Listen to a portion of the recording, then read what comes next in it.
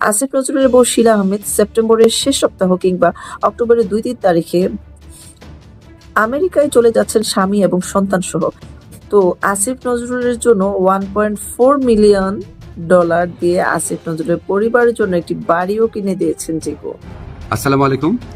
আমি বিভিন্নভাবে জানতে পারলাম যে আমি কেন মিডিয়াতে অনুপস্থিত। এটা নিয়ে সোশ্যাল মিডিয়াতে বিশেষ করে বিভিন্ন জল্পনা কল্পনা হচ্ছে এবং কেউ কেউ এই ধরনের আজগুবি কথাও বলছেন যে আমি নাকি বিদেশে চলে যাচ্ছি।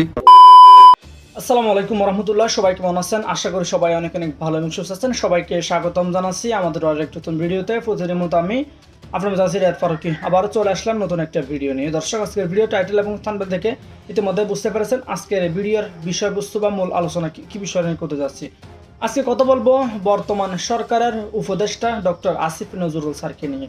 ইতিমধ্যে সামাজিক যোগাযোগ মাধ্যমে একটা বিষয় ব্যাপকভাবে তোলপাড় সৃষ্টি হচ্ছে, সেটা হচ্ছে ডক্টর আসিফ নজরুল স্যার নাকি $1.4 মিলিয়ন দিয়ে আমেরিকায় একটি বাড়ি কিনেছেন। এর পাশাপাশি তিনি নাকি তার বাচ্চা এবং স্ত্রী নিয়ে আমেরিকা চলে যাচ্ছেন। সাম্প্রতিক সময়ে এক মহিলা সামাজিক যোগাযোগ মাধ্যমে একটা ভিডিও ফুটেজের মাধ্যমে বা একটা ভিডিও বার্তার মাধ্যমে এমনই মন্তব্য করেন ডক্টর আসিফ নজরুল স্যারকে নিয়ে। এবার সে বিষয়টা নিয়ে সরাসরি মুখ করেছেন ডক্টর আসিফ নজরুল স্যার নিজেই। সে মাত্র আর বেশি কথা পাচ্ছি না, আমরা একটা ভিডিও ফুটেজগুলোর মাধ্যমে একটু বিস্তারিত দেখে আসবো। সপ্তাহ ধরে একটি মানুষকে দেখতে পাচ্ছে না টিভি মিডিয়াতে বা কোনো সোশ্যাল মিডিয়াতে। সেই মানুষটি কোথায় হারিয়ে গেল? আসিফ নজরুলের বউ শিলা আহমেদ সেপ্টেম্বরের শেষ সপ্তাহ কিংবা অক্টোবরের 2-3 তারিখে আমেরিকায় চলে যাচ্ছেন স্বামী এবং সন্তান সহ। সেইখানে তাদের স্কুলে ভর্তি করানোর সমস্ত প্রক্রিয়া শেষ হয়ে গেছে এবং তারা যেখানে একটি বাড়ি উপহার পেয়েছে লং আইল্যান্ড সেন্ট্রাল আইসলিপের ঠিকানা, যে বাসার মালিক আসিফ নজরুলের ল্যাম্পটের পার্টনার জাকারিয়া মাসুদ জিকো, তিনি নিউ ইয়র্কের সময় পত্রিকার মালিক। ইতিমধ্যে আসিফ নজরুলের নাম করে তিনি বিভিন্ন ব্যক্তির অপরাধমূলক যে মামলা আছে বাংলাদেশে, সেই মামলাগুলো তিনি প্রত্যাহার করে দেবার প্রতিশ্রুতি দিয়ে বিভিন্ন ব্যাংক মালিকের কাছ থেকে $3 মিলিয়ন কামিয়েছেন জিকো। তো আসিফ নজরুলের জন্য $1.4 মিলিয়ন দিয়ে আসিফ নজরুলের পরিবারের জন্য একটি বাড়িও কিনে দিয়েছেন জিকো। আসসালামু আলাইকুম। আমি বিভিন্নভাবে জানতে পারলাম যে আমি কেন মিডিয়াতে অনুপস্থিত। এটা নিয়ে সোশ্যাল মিডিয়াতে বিশেষ করে বিভিন্ন জল্পনা কল্পনা হচ্ছে এবং কেউ কেউ এই ধরনের আজগুবি কথাও বলছেন যে আমি নাকি বিদেশে চলে যাচ্ছি। আমি সবাইকে আশ্বস্ত করতে চাই যে এই ধরনের কোনো পরিকল্পনা এমনকি চিন্তাও আমার মাথায় নাই, প্রশ্নই আসে না। আমি মনে করি এই ধরনের গুজব গুঞ্জন এবং আজগুবি বিভিন্ন তথ্য যারা ছড়াচ্ছেন, এটা হচ্ছে আজকে ছাত্র জনতার যে ঐতিহাসিক জুলাই বিপ্লবের মাধ্যমে আজকে যে জনগণের প্রত্যাশা সৃষ্টি হয়েছে সেটাকে বিভ্রান্ত করা এবং জনমনে অহেতুক প্রশ্ন সৃষ্টি করার একটা অসৎ উদ্দেশ্যে করা হচ্ছে। আপনারা কেউ বিভ্রান্ত হবেন না। আমি কয়েকদিন আগেও পত্রিকাতে ইন্টারভিউ দিয়েছি, তবে এটা ঠিক আমি একটু মিডিয়াতে কম আসছি কারণ আমার অনেক কাজ এবং আমার কাছে মনে হয়েছে যদি আমার কার্যক্রমে যদি কোনো অগ্রগতি হয় সেটা আমি জানাবো। অহেতুক এখন তো আমি আর টক শোয়ের মানুষ না, এখন আমাকে কাজ করতে হবে, কাজটাতে বেশি কনসেন্ট্রেট করতে হবে। তো আমার প্রবাসী কল্যাণ মন্ত্রণালয় এবং আইন মন্ত্রণালয় দুই ক্ষেত্রেই কিছু অগ্রগতি হচ্ছে।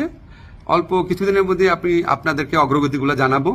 আর এই ধরনের গুজব গুঞ্জন যারা রটাচ্ছে তাদেরকে আমি অনুরোধ করব মিনিমাম ইনভেস্টিগেশন করে তারপর এগুলি বলেন, না হলে মানুষ তো আপনাদেরকে মিথ্যাবাদী ভাববে, ঠিক না? এগুলি করা উচিত না। বাংলাদেশকে একটা নতুন বাংলাদেশ গড়ার জন্য, রাষ্ট্র সংস্কার করার জন্য আপনারা বরং পজিটিভলি আমাদেরকে সাজেস্ট করবেন, ভুল হলে বলবেন। একদম সম্পূর্ণ আপনার আজগুবি, একদম অবিশ্বাস্য অকল্পনীয় তথ্য এগুলি দেওয়া তো কোনো মানে হয় না, এটা এক ধরনের চরিত্র হননও।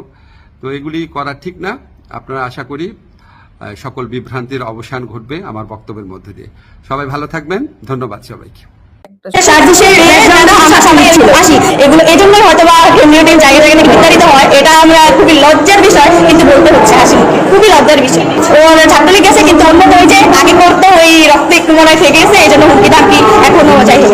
কেন্দ্রীয় টিম কেন কোনো ধরনের রাজনৈতিক দলের সাথে বসবে, কেন কোনো ধরনের রাজনৈতিক দলের লোককে তারা হচ্ছে গিয়ে সুযোগ দেবে? লজ্জার বিষয় হলে, দুঃখের বিষয় হলে বলতে হচ্ছে যে আমরা নিজেদের কর্মকাণ্ডের কারণে জনতাকে, সাধারণ জনতাকে আমরা হারিয়ে ফেলতেছি।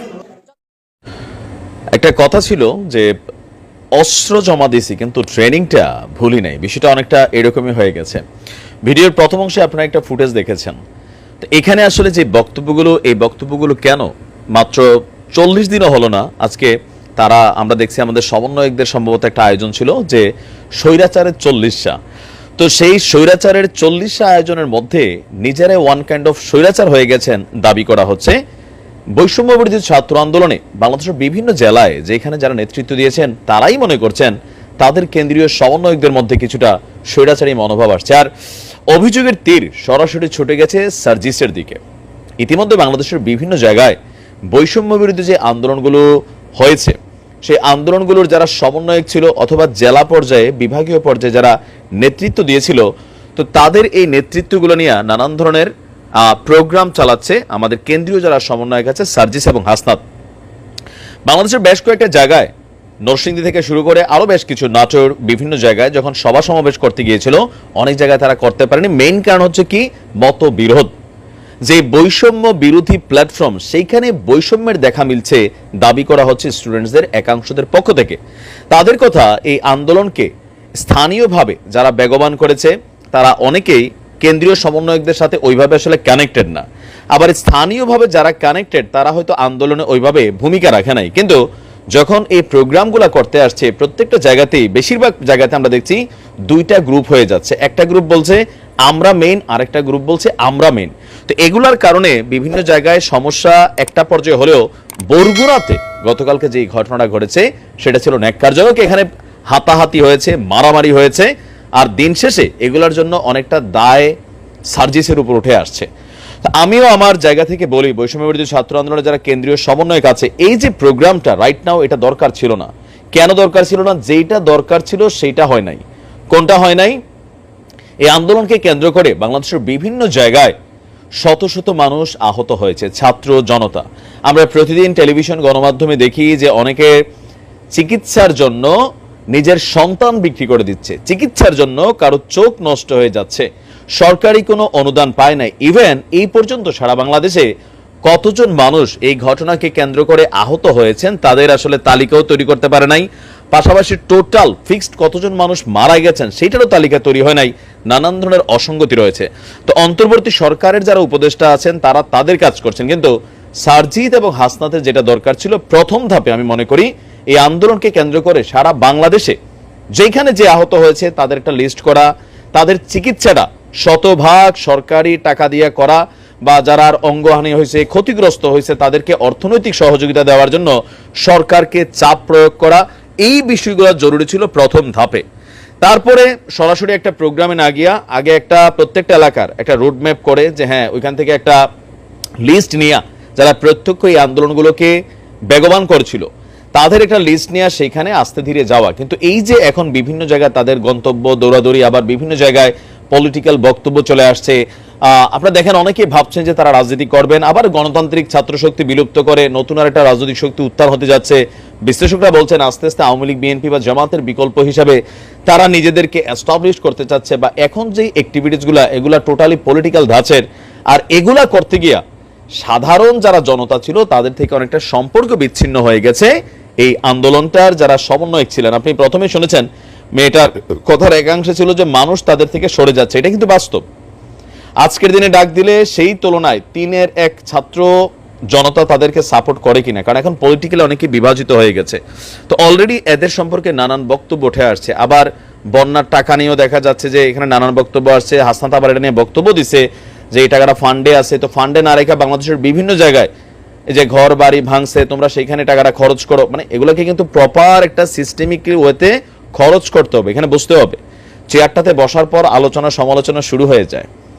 তো যদি এই ধাঁচে চলতে থাকে আগামী 1 মাস পরে সমন্বয়ক নামটা শুনলে মানুষের অ্যালার্জি ফিল হবে, বুঝা চলতে না পারলে। ভালো থাকুন, আর দেখা যাক কি হয়। আসসালামু আলাইকুম। তো প্রিয় দর্শক, ভিডিওটি সম্পর্কে ইতিমধ্যে আপনারা দেখেছেন ডক্টর আসিফ নজরুল এবং ডক্টর মোহাম্মদ ইউনুস স্যার একটা খুবই গুরুত্বপূর্ণ একটা বক্তব্য শুনেছেন। অন্যদিকে ডক্টর আসিফ নজরুল স্যারের যে বিষয়টা নিয়ে ইতিমধ্যে সামাজিক যোগাযোগ মাধ্যমে তোলপাড়, এই বিষয়টা ডক্টর আসিফ নজরুল স্যারের মুখ থেকে বিস্তারিত শুনেছেন। অন্যদিকে সার্জিস সহ মির্জা ফখরুল ইসলাম আলমগীরের বিষয়গুলো নিয়ে বিস্তারিত দেখেছেন। আশা করি আজকের ভিডিওটি ভালো লেগেছে। ভিডিওটি ভালো লাগলে অবশ্যই শেয়ার করে দেবেন আর আমাদের চ্যানেলটিতে নতুন চ্যানেল সাবস্ক্রাইব করে সাথে থাকবেন। দেখা হবে অন্য কোনো ভিডিওতে। এতক্ষণ সাথে থাকার জন্য সবাইকে অসংখ্য ধন্যবাদ জানিয়ে শেষ করতেছি আজকের ভিডিওটি। ভালো থাকবেন, সুস্থ থাকবেন, আল্লাহ হাফিজ।